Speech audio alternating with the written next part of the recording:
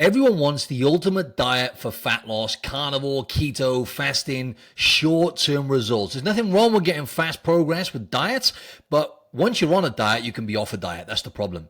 So what is the ultimate sustainable approach with diet? And let's cut to the chase here. What is the perfect diet? I'm going to break down the exact perfect diet for you, and I'm going to break it down into steps that actually work. So the first step and the ultimate diet, in my opinion, is the reverse diet. Sounds a bit counterproductive, right? Because reverse dieting is actually the opposite to dieting. That's what it is. But it's the real ultimate diet. It repairs metabolism, right? So you can feel like you're eating more, but you feel better. And you actually can drop fat whilst reverse dieting properly if you have enough fat to lose, of course. But there gets a point, regardless of when you decide to implement this diet, I'm going to tell you, by the way, exactly when you should and shouldn't. Fat loss, it becomes unsustainable at some point, right? There's only so far you can go in a calorie deficit before you have to switch gears and take an approach which is going to work long term. So I'll give you an example in terms of how I implement this with clients. Now, for example, I'm going to give you some specific examples of clients, but you reverse diet once either A, you've lost a significant amount of fat. Let's say you've got a goal weight you want to hit. You lose the weight. And then what a lot of people do is 90% of the time, they don't have a strategy for when they've lost the weight, right? They follow a diet, or they don't even follow a diet. They might track food. They might just get themselves into a calorie deficit, because ultimately that's how you lose fat. There's no magical diets, and there's no diet which makes any difference to fat loss unless you're in a calorie deficit, right? So the ultimate diet, firstly, to lose the weight is the one you can adhere to and the one that feels the easiest. So once you've lost weight, number one, or number two, when you have been struggling to lose weight. If you're struggling, you've plateaued with fat loss, and you feel like you're stuck, you want to focus on doing a building phase. You want to do a building phase, ideally with strength training, right? And focus on building muscle. And you also want to rebuild your metabolism, i.e. reverse dieting. Now, I'm going to run into some, like I say, specific client examples, but how you do this is, first of all, you got to find out what your maintenance calories are. And I've got something for you anyway, I'm going to give to you along the way of this episode, which is going to help you with that. But you got to find out where your maintenance calories are at, right? So that's the first thing I do with clients. How many calories is their body burning, right? Automatically. In other words, their basal metabolic rate. How many calories their body is burning just to keep the lights on, so to speak. Organs, brain, it costs your body energy and calories. And then two, how many calories, what's their total daily energy expenditure? So, based on movement and strength training, for example, and even the thermic effect of food, in other words, eating high protein, for example, that's going to burn more calories, right? So those things, long story short, encompass your total daily energy expenditure. Once you've got your maintenance calories, you want to build, right? So then you want to slowly increase calories when you're reverse dieting. And what I tend to do with clients when I'm reverse dieting, like I've explained before, is give or take, every 4 weeks, I will increase their calorie intake. Now, I'm very personalized and tailored, obviously, with what I do with clients in terms of the training stimulus. I've just done a podcast on that, actually. But people overlook this. I'm not sold into, when it comes to diets, it's 70% diet or it's 80% diet. Not really sold into that, right? I would actually say it's 50-50, right? I know that's a broad statement, but the correct training stimulus is 50% of the results. And when it comes to the training stimulus, that's your body's ability to adapt and recover and stuff as well, right? So with clients, the training stimulus will change every, say, 4 weeks, and then we'll add, let's just say, give or take, depend on the person, I'm just going to round it off to 50 to 100 calories max. Each day will increase that amount of calories after the first 4 weeks. So with each training stimulus, each training phase, should I say, right? Every, say, give or take, depends again, but every 4 weeks we change the training phase, change the training stimulus, and then we'll increase the calories, right? So what happens is obviously your metabolism bumps and speeds up every time you throw a curveball with the training stimulus, providing, obviously it goes without saying, if you're not getting good sleep, all this is out the window.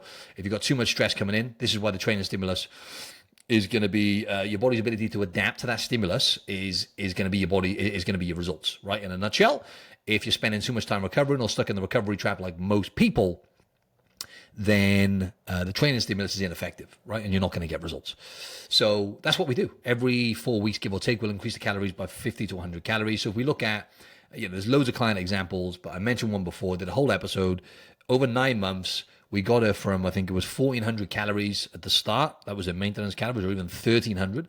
We got her up to 2,700 or 800, 2,700 calories, I think it was. 2,800, I think we got her to, over the space of 9 months. And it was probably around about, to be honest, 6 or 7 months of that was reverse dieting. Some of that, she was actually dropping weight. And then for like 6 to 7 months, we just reverse dieted. And her maintenance calories increased that much, right?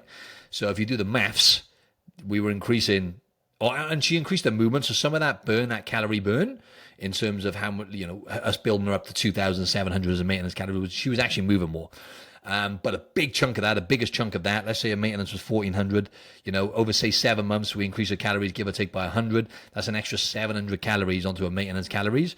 So, let's just say she went from, 2,000 calories with all the steps she was doing, maximum calorie output, strength training, 2,000 calories. Over 7 months, we got that up to 2,700 by increasing the calories by give or take around about 100 calories every training phase, right?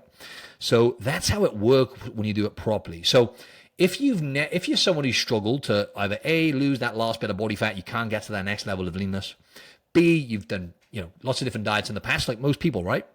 Yo-yo dieting, and you always seem to gain the same 5 to 10 pounds back time and time again. Then you need to reverse diet. To be honest, everyone needs to reverse diet at some point and focus on at least a building phase or period of time where you're focusing on building muscle and increasing your calories to partition those calories into muscle gain and into essentially turning your body into a fat burning machine. So it's the foundation for long-term success is reverse dieting and building muscle. It's as simple as that. So that's kind of step one, right? And the ultimate diet really is the reverse diet. I was just really thinking about this. Let's get into step two. So step two, as far as the ultimate fat loss diet, is what I always talk about, right? And whether you're reverse dieting or whether you're dieting down, you need to be having no more than 10% ultra-processed foods in your diet.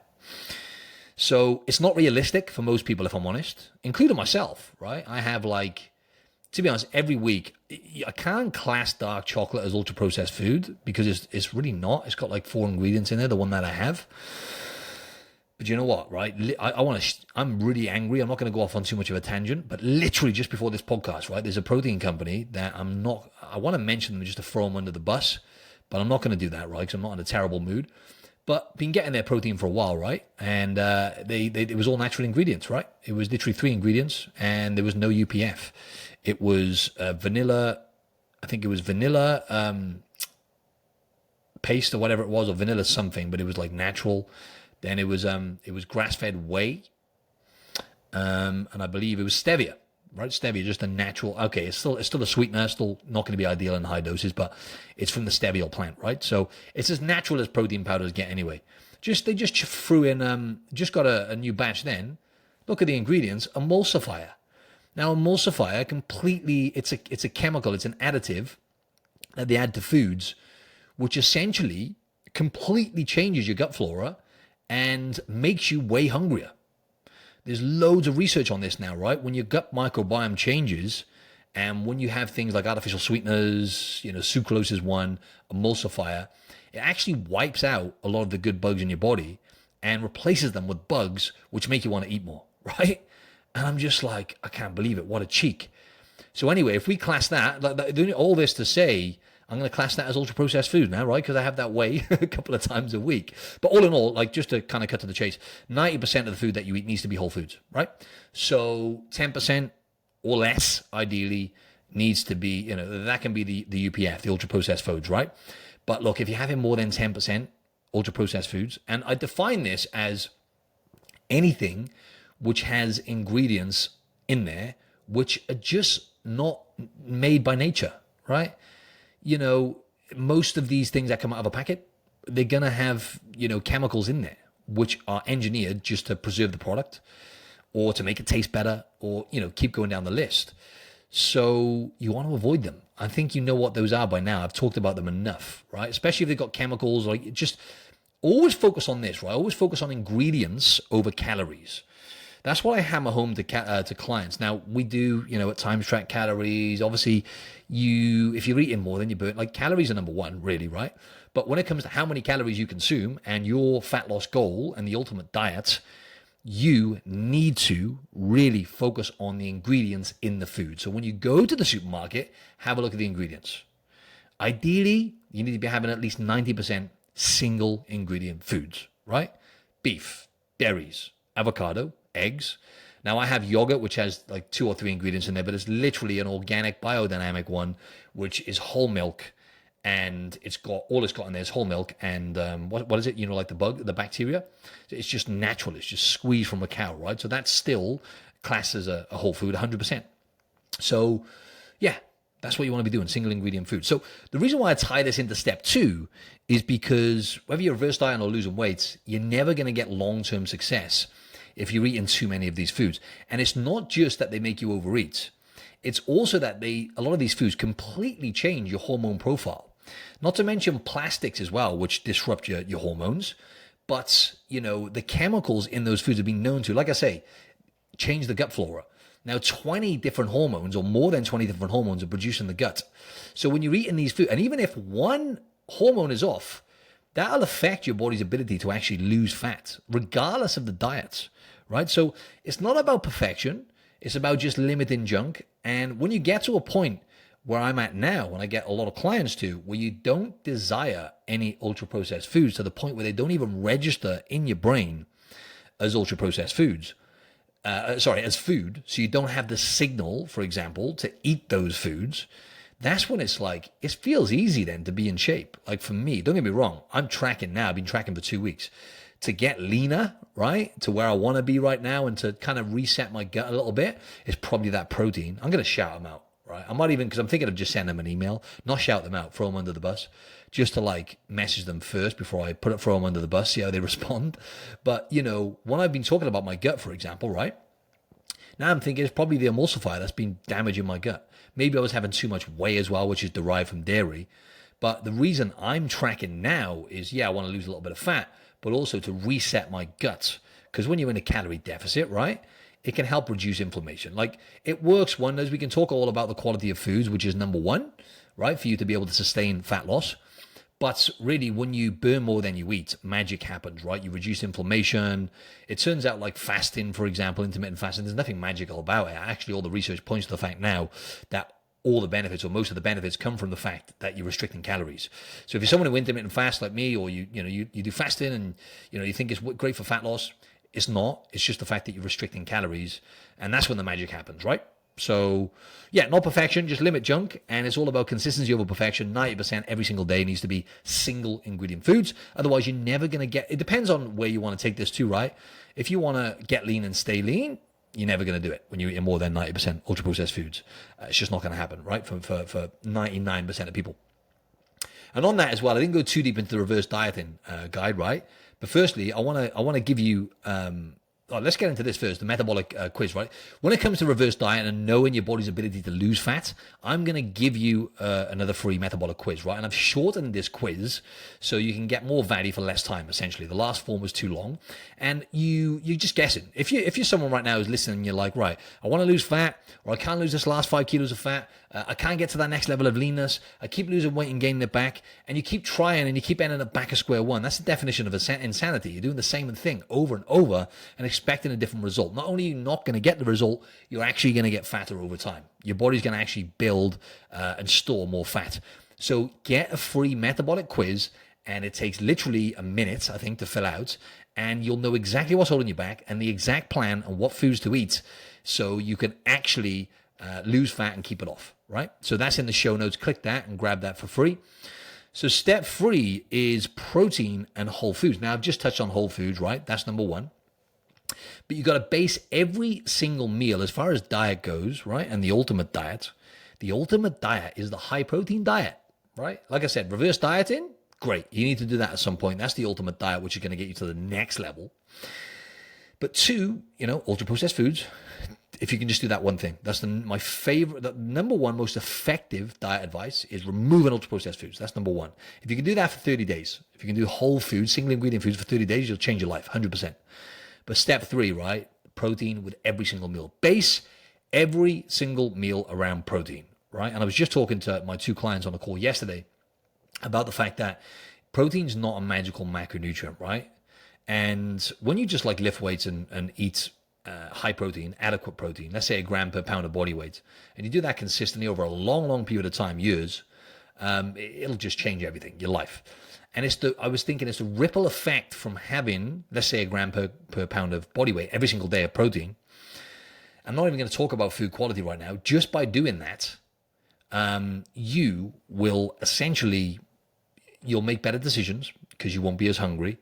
You'll stop eating as much based on emotions, because when you're eating a meal which doesn't have adequate protein, you are having what? Mainly fat and sugar, or fat and carbohydrates. And what that does is that promotes overeating.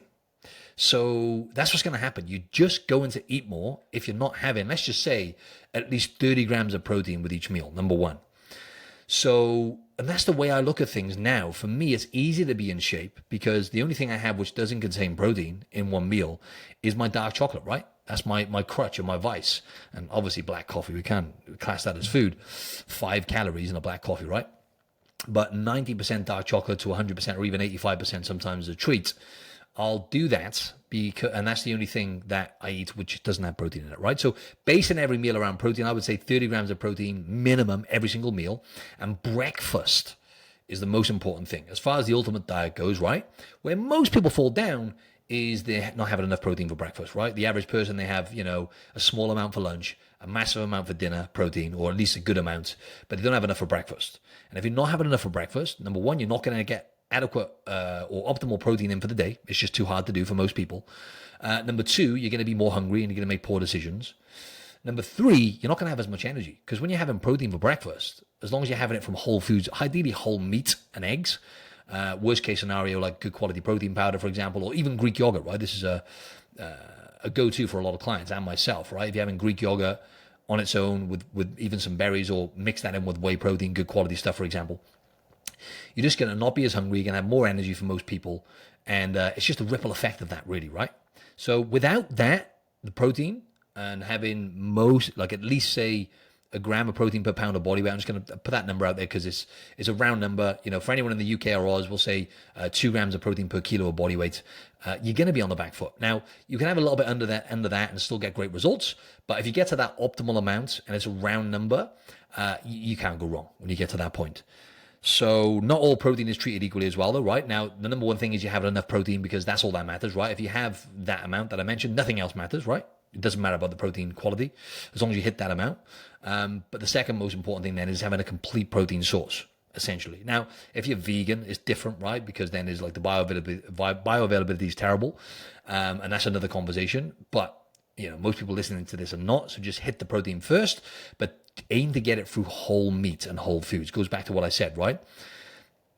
I had a client before, right? And she was having protein bars too much and stuff, right? And it's basically, chocolate bars have got less ingredients and less chemicals and garbage in them than most of these protein bars out there nowadays. So don't trick every now and then. Okay, protein bar is cool, but don't trick yourself into thinking that having protein bars all the time is whole foods. It's not. It's UPF, right? Most of the time. So yeah, that's step 3. Now, step 4 is having a strategy and having things broken down into phases. It doesn't have to be complicated, right? But I'm just going to explain to you how I do it with clients now, so you'll have an idea of maybe how you can try and implement this yourself. So I use 2 client examples, right? I'm not going to mention, some clients like to remain anonymous, so I'm not going to mention this one's name, her name. But we're getting towards the end of her first 90 days now of the program, right? And what I'll do with, to be honest, most clients is we'll start off losing body fat. Right, so that's what we'll start off doing, depending on where they're at. If their metabolism is in a place where it's not in a good place, right? I don't want to say metabolic damage, but it's underdeveloped. Their metabolism, they may have struggled for years with dieting. Extreme cases, that's different, right? But I would say, let's just say about at least over half my clients will get straight into fat loss, but they don't feel like they're on a diet, right? So that's what this client reported, right? She doesn't feel like she's on a diet at all. She's losing fat slow and steady. She actually I had a call with her yesterday, And I think she's like, what, how many weeks in now? Like 9 weeks, right? And people accused her in work, right, of being on a GLP-1, just literally yesterday, of being on a Ozempic. Not accused her, it was a compliment, right? They were like, oh, you're taking a GLP-1? She's like, no, no, no. And they also, they said, oh, they asked her if she was working out as well. Recently, people have been asking if she's working out. And, she's had great results. And we've done that in a way where we haven't added in any cardio. We haven't done anything extreme. All we've done is gone back to what I said. I've got to have an optimal protein. To be fair, she's been having around about 0.8 to 1 gram of protein per pound of body weight, right? We've been doing that. We've been doing 4 30-minute strength training sessions a week, right, for the last 9 weeks. And she already does plenty of steps, to be fair to her. We cleaned the diet up. She doesn't really snack much now because she doesn't feel the need to. And the big one was having enough protein for breakfast, right? That was like kind of the next level. After about 6-7 weeks, she was struggling to get that optimal amount, still getting great results, right? Still having adequate protein, but I wanted to push her to that optimal amount. And by doing that, we had to have more protein for breakfast. So she started having like bone broth now, and she actually has cut caffeine out as well, right? Which is, I always envy people who can do that, right? Because that shit's hard. So she's cut caffeine out. She's been having bone broth in the morning, right? Which has been giving her more energy, and that bumps the protein up as well. She's been having some collagen and I think whey protein mixed in with some Greek yogurt as well in the morning. So that's been getting her up to like, I think about 40 grams in the morning, or even up to 50 grams sometimes. And then that just means then, in her case, we're trying to get her to hit, what have I got her on right now? 120 to 150 grams of protein. So then it's easier for her to hit that then when she has lunch and dinner, right? So she's been smashing that. So that's been phase 1 with her. Again, the phase 1, 2, and 3 are a little bit different from client to client, depending on where they're at the start. But yeah, that's where she's at now. So what we'll be doing next with her is, as she gets to the 90-day mark, which will be in a few weeks' time, then we'll discuss reverse dieting. Because, she's in a place now, for example, where I don't really want her to keep dieting down, because it gets to a point where you have to reverse up. Because how far can you go, reducing calories? Because ultimately that's what you have to do when you're in a deficit.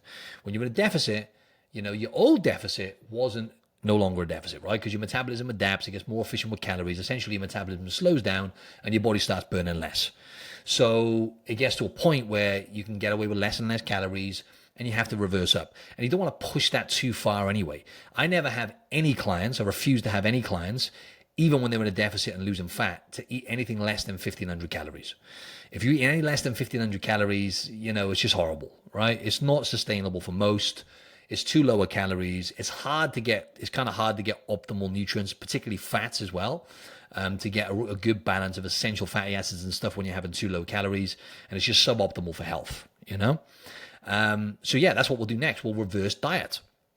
So how we'll do this is what I explained earlier. We'll start off slow. So the thing with the reverse diet as well is really important to hammer this home, is starting slow is the best way. When people reverse diet, they try and increase too fast, and then they end up gaining fat. So you don't want to be doing that. So with this client, we'll start slow. I'll likely increase her calories up by about 50 calories a day, the lower end, every 4 weeks, every time we change this training stimulus. And what that'll do is that'll partition into muscle gain, strength, and speeding the metabolism back up. And I'll want to get her to a point over however long it takes. This could take, let's say this reverse dieting phase would be anywhere between, I'd say about 6 months, right? About 6 months. Let's just round that off, right? Then what I would do then is I would get her to a point where she's like struggling to get the food in. And when she turns around and she goes, "Ma, I'm struggling to get this food in, man. There's a lot of food." Great. Then we can do a cut then and start shredding fat again. But throughout that process, for example, with this particular client, her period has came back for the first time. It's all about health, right? When you're having optimal protein, when you're having mainly whole foods, when you reverse diet and you do it the smart way, this woman obviously hasn't been reverse dieting. She's been dropping body fat. And when you drop in excess body fat around the visceral organs, around the belly like she has, straight away, your health's going to improve and your hormone profile is going to improve. But on top of that, she's getting stronger and having more essential proteins, amino acids, which are the building blocks. Also, fats that she's been having as well on top of that have completely reset her hormone profile, because even within the first month, within 3 weeks, she said her period came back for the first time in 4 years. And also, recently, within, I think it was 5 weeks in, her thyroid, she has Hashimoto's, this client, right? Which is when the thyroid essentially the immune system starts attacking the thyroid, right? It can be nasty. She's lived with this for a number of years, and now her thyroid levels are actually functioning normally for the first time since she got diagnosed with Hashimoto's, right? So all these amazing things happen when you do it the right way in terms of, losing fat, building muscle, getting strong, and doing it in a way where you're not taking foods away and being restrictive. Actually, you're chasing protein, you're chasing whole foods, chasing specific foods, which I get clients to chase, whether that be relating to fiber, micronutrients, essential fats, protein, right? For example, we set specific targets with that.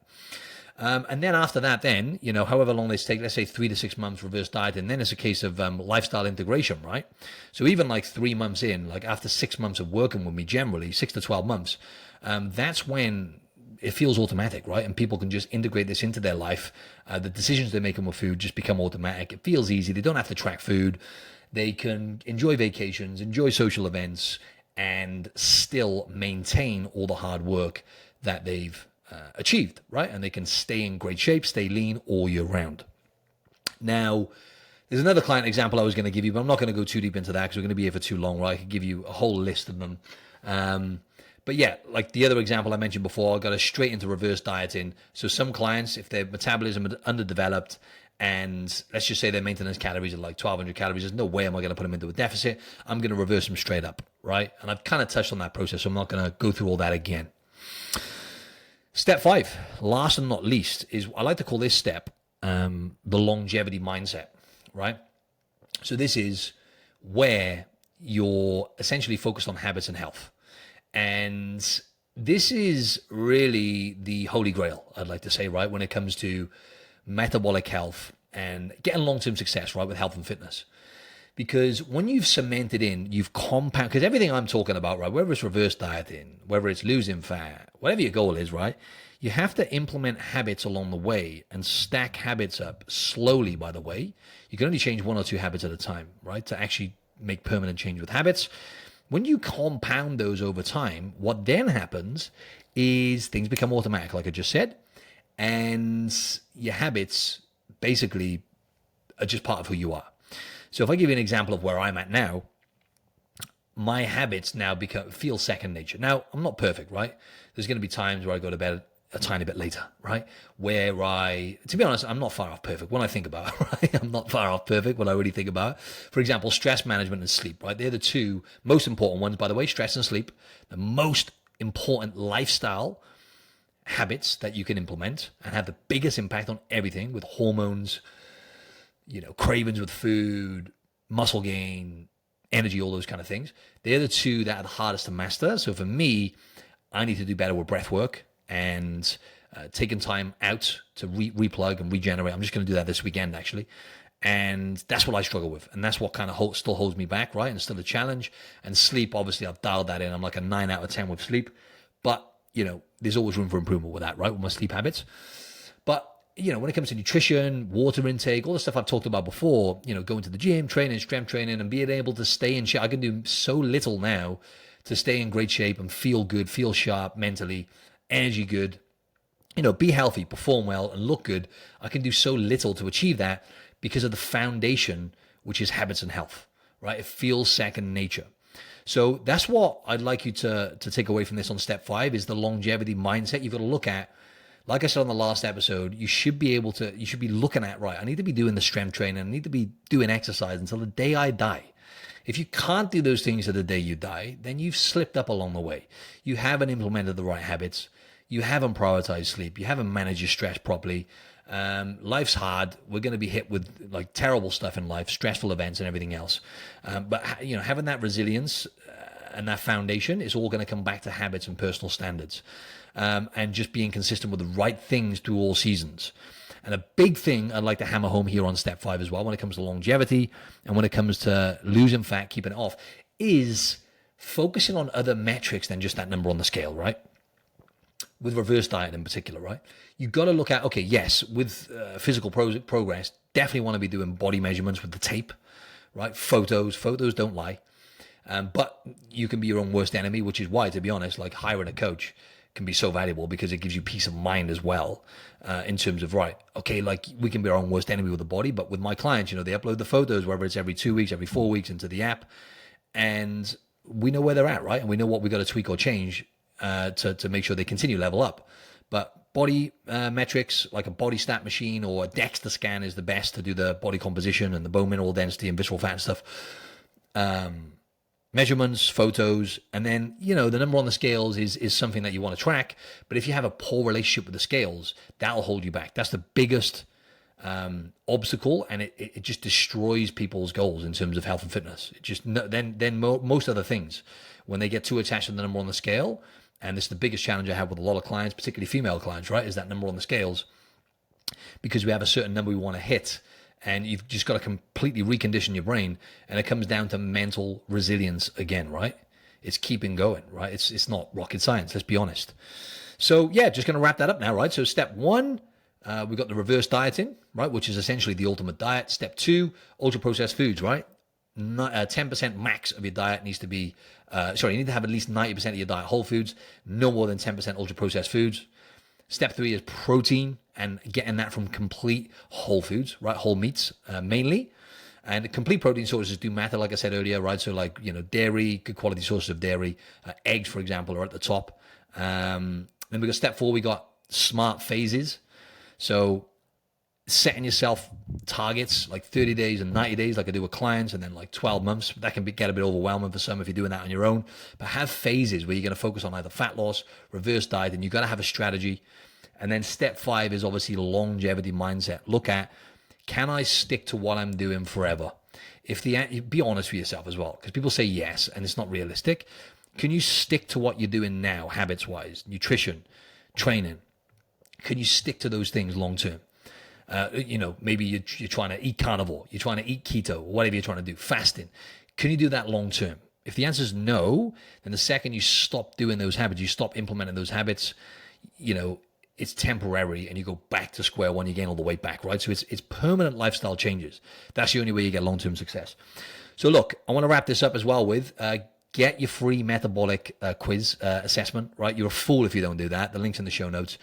Get my reverse dieting guide where I break everything down. So you don't have to figure stuff out with your maintenance calories and all the fluff.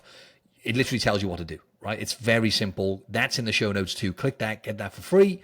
And then finally, something really exciting is coming soon, ladies and gents, right? And I'm going to be launching my 6-week program and looking for 6 or 7 people to work closely with me over a 6-week period. So it's half the commitment of my usual 12-week program, and you're going to drop 3 to 5 kilos of body fat, right? Which is about, 10 to 15 pounds of fat. You're going to build lean muscle, and you're also going to build structure and routine and implement habits so you get lasting change. Starts on the 20th of October, finishes on the 30th of November, just before all those Christmas parties and Christmas and stuff. If you want to get involved with this, the link beneath in the show notes to contact me via my website is in the show notes, right? You'll see contact, get in touch with Martin, click the link beneath there, and you can just put in the message on my website, message me info, right? And I'll know you're talking about the 6-week thing, and then we can talk about that and go from there. Check out the next video as well, where I'm breaking down specific reverse dieting, exactly how to do it in more detail. Check out that video on YouTube. That's just here in the corner. Speak soon.